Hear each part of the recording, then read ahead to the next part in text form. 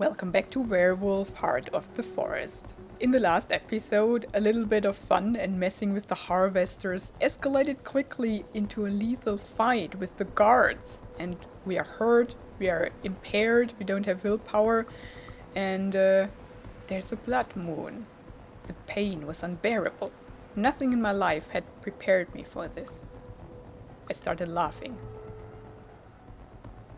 Blinded by the blood in my eyes and the searing pain in my shoulder and chest, I could only laugh. This wasn't what I'd expected from this trip. You spend so much time planning, only to see your whole life crash and burn. All I could do was laugh, but I knew how serious it was. So I laughed, grinning with bloody teeth until my strength left me and I couldn't hold myself upright anymore. The forest caught my fall with a bed of moss and twigs. I stopped, thrashing, and a cold numbness engulfed me. Are we actually dying here? That's funny. So...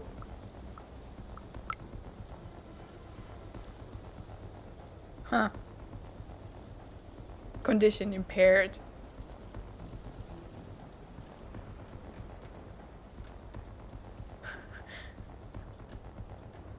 Yeah, that's crazy. At least the police is still sympathetic. Although we just killed somebody. Oh gosh. It was an accident. No, kinda. Well, I gave up. My eyes were open and I stared blankly up at the trees. There was a small fragment of the sky visible between the branches. The clouds moved and there was light. The full moon. It looked different.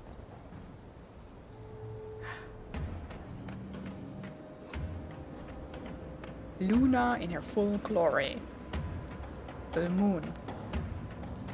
The moon was a goddess, and she noticed me. "Get up," she said. I got up. I feel good. I know I shouldn't, but I don't remember why.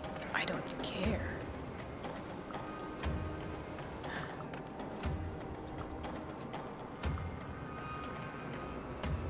First I stretch. My muscles are sore and cramped, so I stretch like I've never stretched before. My arms are longer, my legs are stronger, my heart is pumping and I feel like I've spent my whole life packed into a box and I've finally been set free. I breathe. I take a breath and feel my ribs and muscles move. The forest smells of blood and fear and excitement. I'm happy. I laugh happily and others' laughter joins me. We laugh and sing to the moon. My mind is clear. Clearer than it's ever been before. I see the world in sharp contrasts of black and white, movement and stillness. I smell prey. I hear language in the hooting of owls, the whistling of the wind and the snarling of wolves. I am what I was born to be. Something touches my leg. I look down. There's a small, malformed creature sticking something sharp in the muscles of my thigh. The creature disgusts me. Its arms are too short, its legs bend the wrong way. It's covered with a tangled mass of dead plants and the skins of tortured animals. It reeks of things dark and slimy and decayed. I push it away, it's not worth the effort. I push the creature away and it flies through the air, making funny noises. Then it hits a tree and stays there, pinned to a branch like a butterfly. My ears prick and I hear more creatures running blindly through the bushes. I feel better. My leg no longer stings and I feel better than ever before. Prey, hunt, we're a beast. I smell prey and I start hunting. They do not see me as I move silently through the undergrowth. The creatures are running away, their backs turned to me. They stumble and shout. Suddenly one of them turns my way. It is terrified.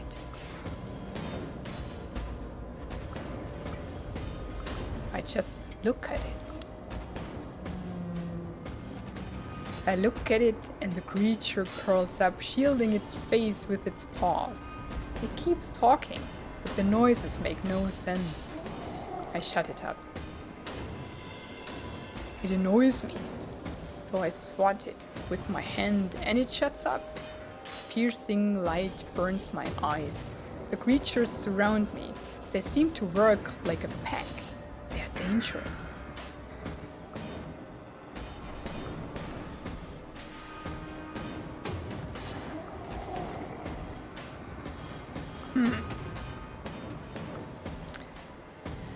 I think if I fight them all, they will overwhelm me.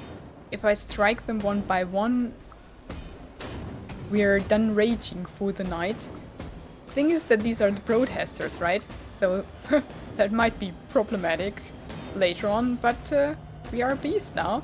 What can we do? I hide in the shadows and they are too slow, too dumb, too clueless to notice me. I strike them down one by one. Some fight back. Some manage to defend themselves briefly, but most of them don't see me coming. A new smell. I look up and see no moon, only clouds and tangled branches. Something changes. Something changed and I realized how tired I was. I stumbled into darkness.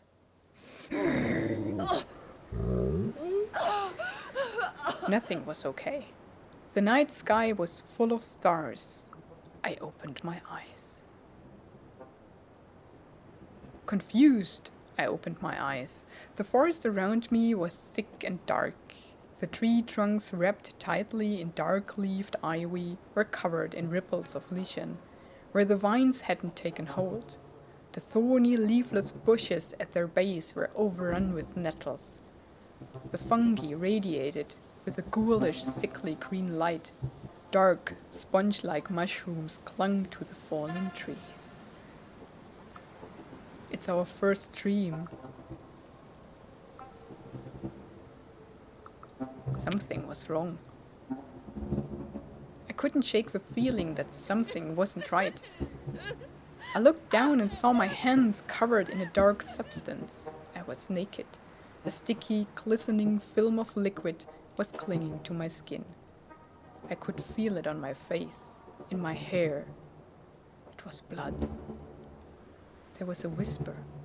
The word resonated in my head. Garou. I knew what was coming. I remembered my dream and slowly lifted my eyes. There was a severed head right in front of me.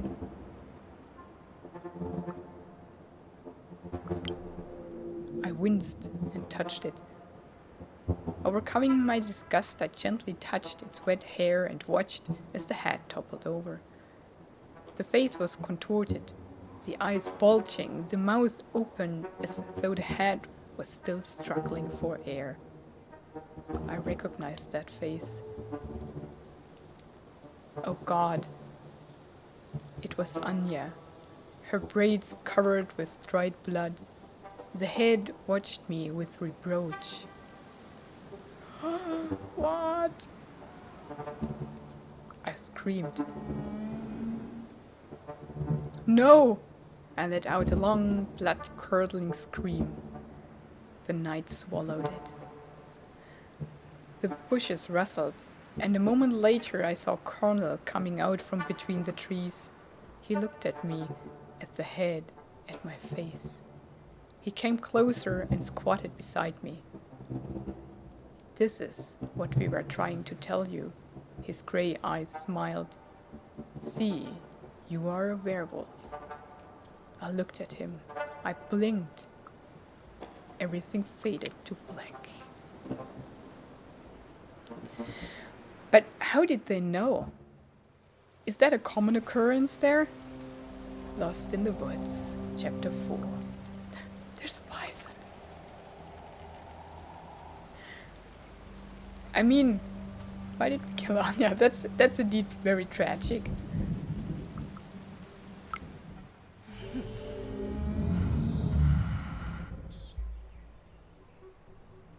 The heart of the forest. The morning smelled of safety, fur, earth, and the forest. I opened my eyes and saw other people cuddling up to me, their muscles resting on their paws as they slept. Gentle snoring filled the warm space under the low-hanging branches of an old spruce tree. Are they werewolves too, but they can kind of control it, and they form a pack?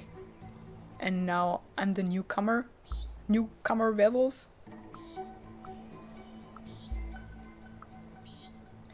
I don't see why we would use willpower to get outside. Because it's the same choice, right? Maybe somebody will recognize me, but that's okay in that case, because we only have 2 willpower at the moment. Stepping over the sleeping forms, I made my way outside. Alone, hiding in the tall grass, I sniffed around. The sky was bright, and the forest around me was dark and full of interesting smells.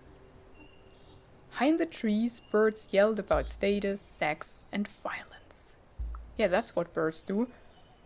I thought so, by the way. Birds are cunning too. I love birds, by the way. They are awesome and intelligent.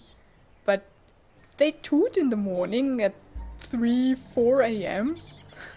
Like, there's no one else there. Birds are awesome.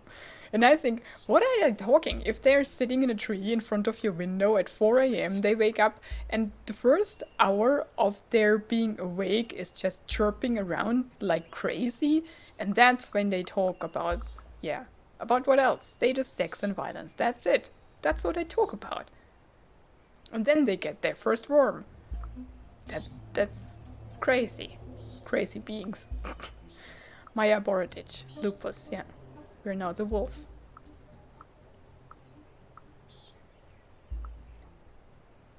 Oh, well, nothing is wrong with that. But I do start to remember. Something opened in my mind and memories started flooding back. The fight, the gunshot, the strange dream about being a werewolf. A creature stirred in bushes nearby. A tall, dark silhouette. A strangely familiar smell. I tensed up and watched the human as they looked around. Maia, there you are, they said when they noticed me. It was time to get out of there. Suddenly a feeling like cramps or spasms surged through me and everything changed. I was Homid, the human form. My body started resetting itself to the familiar shape, and it hurt. Bones broke and fused again, muscles and sinews moved under my skin. I cried and thrashed. Then, panting and sweaty, I was Homid again. I hit the ground with my bare ass. Colors exploded. The morning breeze suddenly became cold, and I shivered. A guru of human ancestry. Also the human form of the guru. I looked up. Confused, I looked at the person approaching me. You look cold. Colonel smirked and threw me a bundle of clothes. You'd better not change for a while. They won't survive it. Not until you learn the right, at least. So yeah, they are all werewolves there, I think. Or at least some of them. I took the bundle. I snatched the bundle and started pulling the clothes on. Sneakers, loose-fitting jeans, a hoodie with a unicorn. They fit perfectly. thought about the previous night. When I was raging through the forest about how differently I experienced the world through the wolf senses, and about the discomfort and confusion of changing shape. So I was a werewolf? There was no denying it. I was no longer human.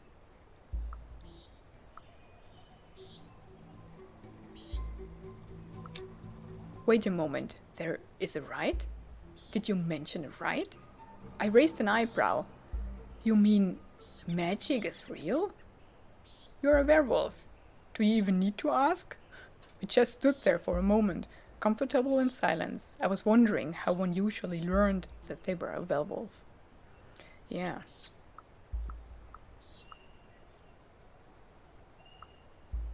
But how come nobody knew about werewolves? It doesn't make any sense, it suddenly struck me. How come nobody knows werewolves exist? We protect the veil, was the answer. It's easy to convince humans that supernatural doesn't exist. They already want to believe that, and the delirium helps. A poetic term for the false assumption that the supernatural does not exist, which the delirium reinforces. And the delirium is the madness and memory loss suffered by humans who look upon a guru and crynus form. We don't know yet what a crynus is, but a guru is a human who can turn into a werewolf. Crynus. Oh no, the guru is the human. The werewolf who is in human form. No, the crynus. So, if I understand that properly, the guru is the one who can be a werewolf, and of these two forms, the crynus form is the human form. A guru in crynus form. So crynus is a human form, and we don't know what the werewolf form is called in that language. Right? So guru is the werewolf as such, and crynus is its human form. Or maybe we learn it now. Delirium? You mean delirium as in the medical condition? I asked, remembering something that I'd read about acute confusional states. Oh right, she studies medicine. You'll have to ask Pat for that, but the gist of it is that humans are incapable of remembering that they saw a crynus, he laughed. They panic, turn away, and instantly forget. Every time. Yeah, the half-wolf, half-human war form of the guru. Also, they don't turn into an actual wolf. A werewolf is half-wolf, half-human, right? It's a war form. Okay, cool. Okay. We have 3 willpower. Do we ask him? Maybe he tells anyways at some point. Then I realized something. What do I realize? I am interested in their stories, actually. But we have to be a bit concerned about our stats here.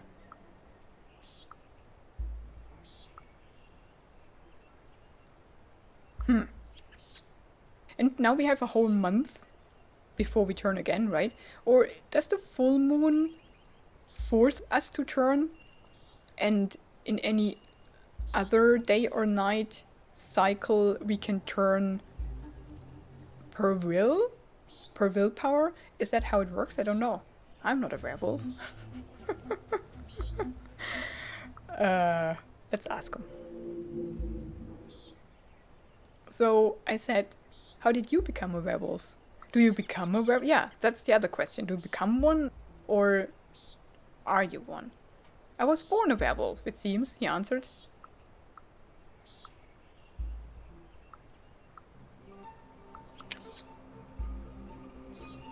How did you learn you were a werewolf? I asked again. Oh, that! I was serving in Afghanistan. There was an ambush. Stuff happened. Uh-oh. We don't want to know. I'm sorry, I said. It must have been hard. It was, he sighed. They sent me home with PTSD, and once home I got found by others. They needed someone who knew how to fight. Why? I asked. We were the real eco-terrorists back then, my pack and I. But I realized that violence only breeds more violence, and it's not the way I want to follow. Then I realized something. Something important. The wolves had awoken. At some point the rest of the party had awoken and joined us. The clearing was full of wolves. Fight or flight. The wolves were closing in on me, but they weren't really wolves, were they? They were werewolves, like me. I mean, if they are part human, part wolf, you can distinguish them easily, right? One should mean. Uh-oh. I'm here in the opinion with Colonel. If we now kill everybody, nothing has been gained, right? There will just come more police and then military and then they will shoot everybody. And we are terrorists, so that doesn't help. But what does that mean? Acceptance, cooperation. Yeah, cooperation is good, but it's the battlefield. So do we kill everybody? Or do we help actually to solve that situation in a good way? The wolves are closing in on me, yeah. I mean, denial and escape never helps. Let's go there. Would we go there in human form and resolve it like humans do? Without ripping apart heads and such? I mean, we have to accept and we have to cooperate. Or we can just live in the woods as a wolf, right? But whom would that help? Let's see. Oh, hiding the bodies. Oh gosh, now okay. Oh gosh. The headless body was heavy. They said that as my first kill, it was my burden. It was my duty to take it to the Barrows. Yeah, that's good, I guess. But hiding it, I mean, oh goodness gracious, she was our friend.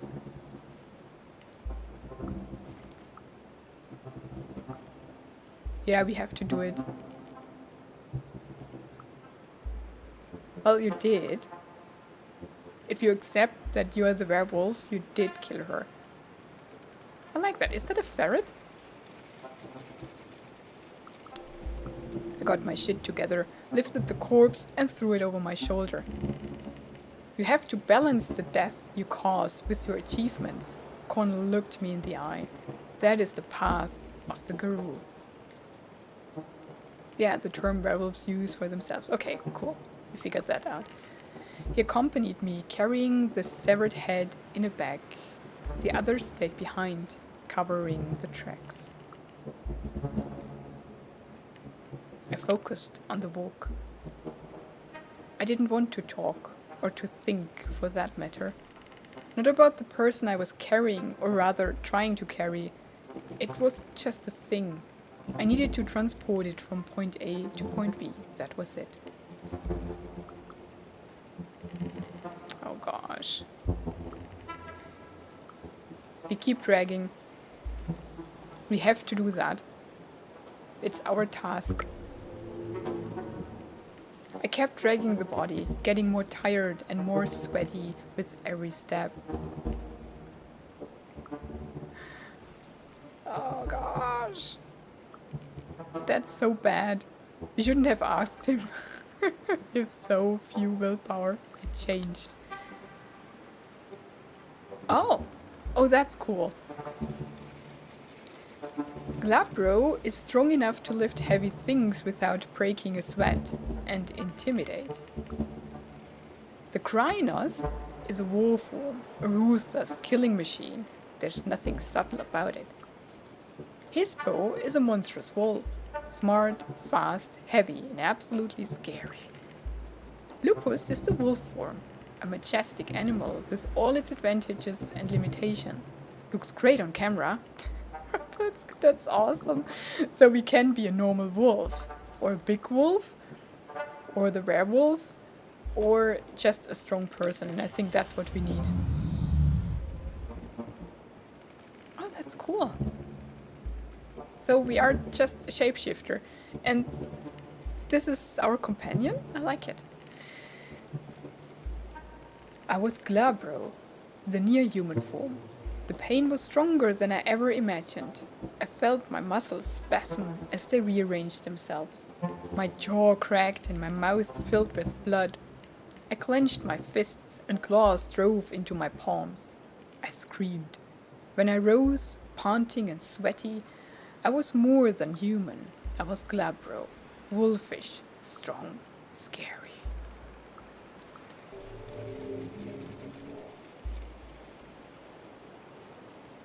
The change hurt more than I expected. The world shifted. Not much, but enough. I felt my teeth get sharper and muscles stronger. I picked up the body. It was a lot lighter. As we made our way through the forest, I realized we weren't alone. Somehow I knew what I'd see before I even saw it. A white weasel and a dark grey wolf. Ah, my companion smiled. I see you've noticed our patrons. A spirit joined to a pack or tribe and a representative of its inner nature. Oh, it's a weasel. Patrons? Right, I do remember them from my dreams. They were in the sky, but it wasn't it the dark grey wolf and a bird of prey? No, it was a weasel, right? Yeah. Yeah, we know each other, I said, remembering my dream. We sort of met the other night. The two animals stopped in front of me in the middle of the path. We came here to teach the cub, said the wolf. She smelled of ash and tears. Was I hallucinating? I couldn't believe what I saw. It made no sense. I felt as if my brain was short-circuiting, trying to interpret signals not meant for human senses.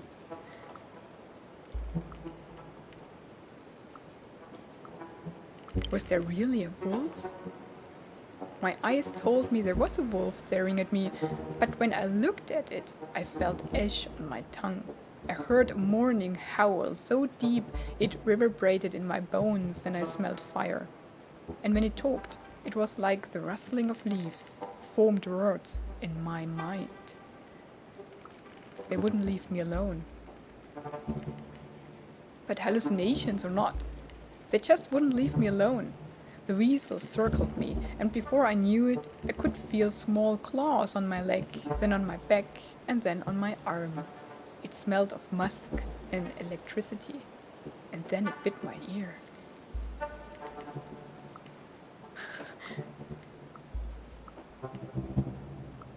Why would you do that?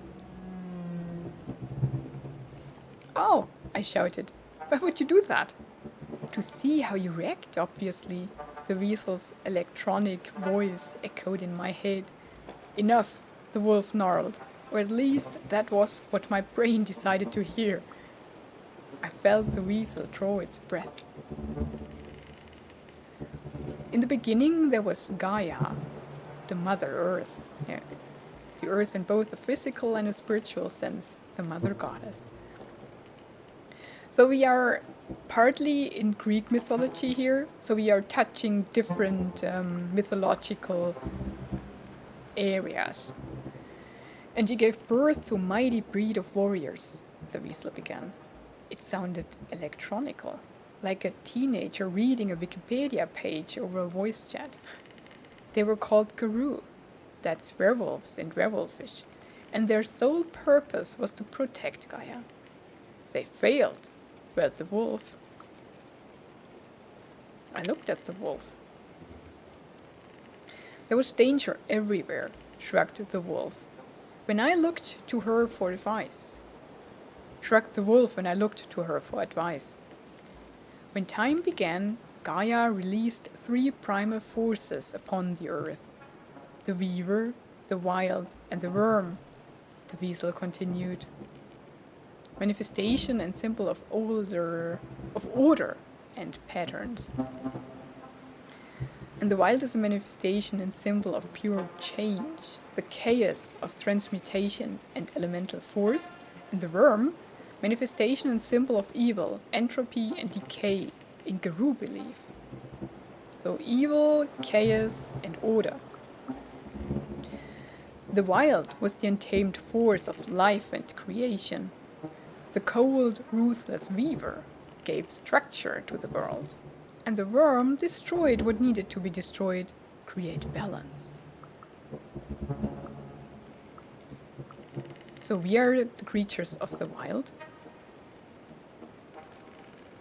I asked. An untamed force of life?